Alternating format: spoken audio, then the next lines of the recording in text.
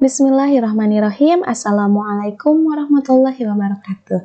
Selamat datang di kelas matematika bersama Ustazah Heni dalam materi aritmatika sosial. Ya, Nandaku solih dan solihah, setelah kemarin kita menyelesaikan materi yang pertama, bab pertama di semester 2, yaitu PLSV dan PTLSV. Nah, sekarang kita masuk ke materi yang kedua atau ke bab yang kedua, yaitu adalah aritmatika sosial. Nah, di aritmatika sosial sendiri kita akan mempelajari apa saja? Kita lihat ya.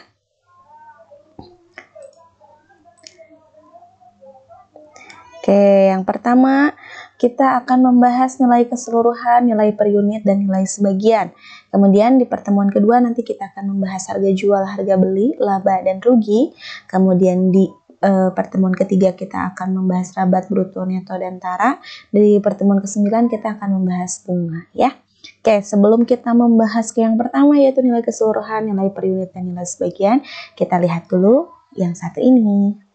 Nah, pada zaman dahulu kala, apabila seseorang ingin membeli suatu barang, maka ia harus menyediakan barang miliknya sebagai ganti atau penukar barang yang diinginkan tersebut. Misalnya, seorang petani ingin membeli pakaian, maka petani tersebut bisa menukarnya dengan 3 ekor ayam atau membelinya dengan 2 karung beras. Pembelian dengan cara tukar-menukar dikenal dengan istilah barter. Kemudian dengan berkembangnya pengetahuan dan peradaban umat manusia, jual beli dengan cara barter mulai ditinggalkan. Jadi dulu tuh sebelum ada mata uang ternyata kita melakukan jual beli itu, belum ada jual beli kali ya, kita membeli kebutuhan kita dengan cara barter, dengan cara kita menukar barang yang kita miliki dengan barang yang kita inginkan gitu. Kebayang ya kalau zaman sekarang masih kayak gitu, ribet banget. Kita kalau misalkan mau beli apa-apa atau butuh apa-apa, kita harus punya barang yang apa dulu yang bisa kita tukar gitu. Mending kalau yang sepakat apa yang barang si orang yang punya barang yang kita inginkan itu menyetujui gitu ya, melakukan penukaran barang. Kalau enggak ya udah nggak bisa gitu. Ya alhamdulillah ya. Semakin kesini Allah memberikan kita kemudahan dalam melakukan jual beli gitu. Oke, next ya. Kita lihat nih, kegiatan jual beli dilakukan dengan memberi nilai atau harga terhadap suatu barang. Setelah mengalami proses, akhirnya manusia menemukan benda yang disebut mata uang. Sejalan dengan perkembangan dalam kehidupan sehari-hari, kita sering mendengar istilah-istilah perdagangan seperti harga pembelian, harga penjualan, untung dan rugi. Demikian pula istilah impas, rabat, bruto, neto, tara, dan bonus ya. Nah, istilah-istilah ini tuh bakal kita temuin dalam aritmatika sosial, yaitu membahas perhitungan keuangan dalam perdagangan dan kehidupan sehari-hari beserta aspek-aspeknya ya. Kita tahu dong, sering dengar diskon ya, diskon itu udah rabat. Nah, itu pasti erat sekali kaitannya dengan jual beli. Nah, jadi intinya aritmatika sosial ini tuh adalah seputar perdagangan gitu ya. Intinya adalah itu gitu. Oke, kita lihat selanjutnya.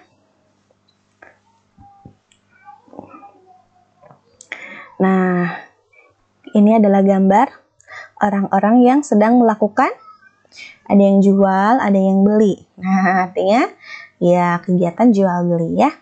Nah, di dalam kegiatan jual beli ini ada apa saja? Sebelum ke untung rugi, nah kita lihat ilustrasi ini dulu ya. Seorang pemilik toko menjual satu kotak penghapus dengan harga Rp24.000. Ternyata di dalam satu kotak terdapat 12 penghapus. Ali membeli sebuah penghapus dan pemilik toko menjualnya dengan harga Rp2.000. Dalam hal ini harga satu kotak penghapus adalah Rp24.000, disebut nilai keseluruhan. Sedangkan harga satu buah penghapus Rp2.000 disebut nilai per unit ya.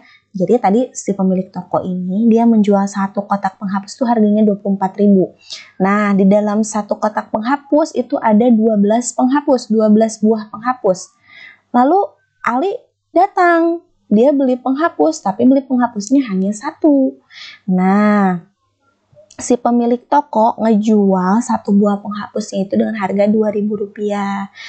Nah, tadi harga satu kotak penghapus yang Rp24.000 itu dinamakan dengan nilai keseluruhan. Nah, sedangkan tadi harga satu buah penghapus yang harganya Rp2.000 itu disebut nilai per unit ya. Jadi kita udah punya dua istilah nih ya, nilai keseluruhan dan nilai per unit. Ada satu lagi, kalau nih misalkan Alinya ternyata belinya nggak satu penghapusnya, tapi belinya 3. Nah, berarti berapa yang harus dibayar Ali? Kalau Ali belinya 3 penghapus. Iya, betul. Ali harus membayar Rp6.000. Nah, harga 3 penghapus yang Rp6.000 itu dinamakan dengan nilai sebagian ya. Jadi sudah komplit nih. Untuk pertemuan yang pertama ada nilai keseluruhan, ada nilai per unit, dan tadi yang Ustazah bilang ada nilai sebagian. Oke? Nah, biar lebih paham, kita lihat lagi yang ini ya. Nah, tadi nilai keseluruhan itu kita dapatkan dari banyak unit dikali nilai per unit. Tadi kan penghapusnya itu ada 12 kan. Nah, terus nilai satu penghapusnya itu atau harga satu penghapusnya itu Rp2.000. 12 dikali 2.000, 24.000. Nah, nilai keseluruhannya jadinya 24.000 deh. Gitu. Terus kita lihat nih nilai per unit. Nilai per unit bisa kita dapatkan dari pembagian nilai keseluruhan dengan banyak unit atau nilai keseluruhan dibagi banyak unit. Tadi kan nilai per unit 2.000. Nah, sedangkan nilai keseluruhan tuh tadi tuh 24.000.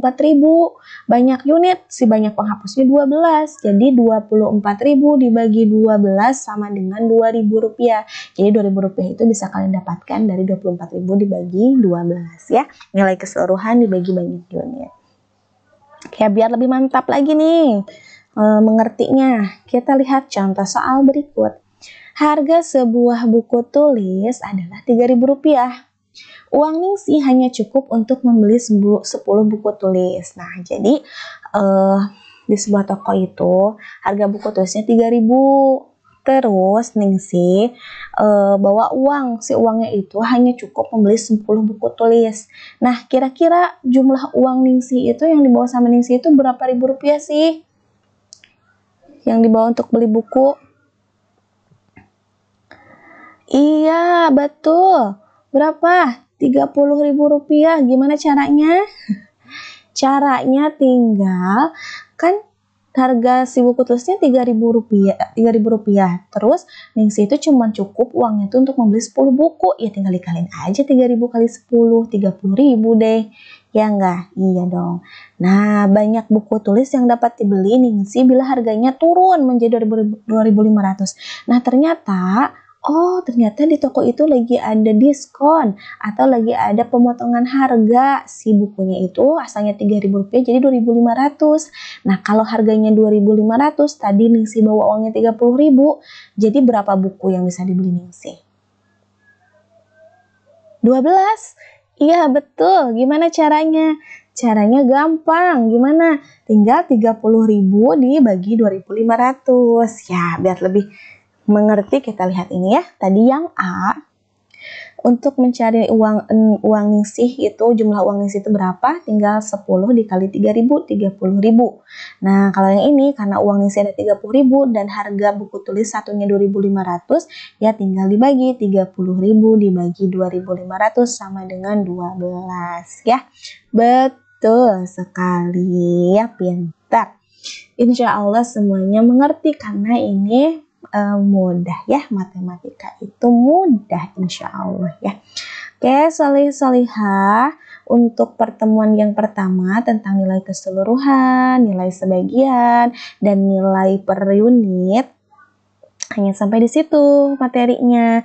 Ada latihan soal mandiri, silahkan dikerjakan di rumah. Belajarnya juga di rumah. Saya dikerjakan masing-masing, tidak usah dikumpulkan ke ustazah, yang penting kalian mengerjakan. Kalau ada yang masih kurang paham untuk pengerjaan yang ini, boleh tanyakan langsung ke ustazah ya. Begitu. Nanti insya Allah Ustazah share juga latihan soalnya, Ustazah screenshot yang ini di kelas masing-masing ya. Terima kasih untuk perhatiannya. See you next week. Assalamualaikum warahmatullahi wabarakatuh.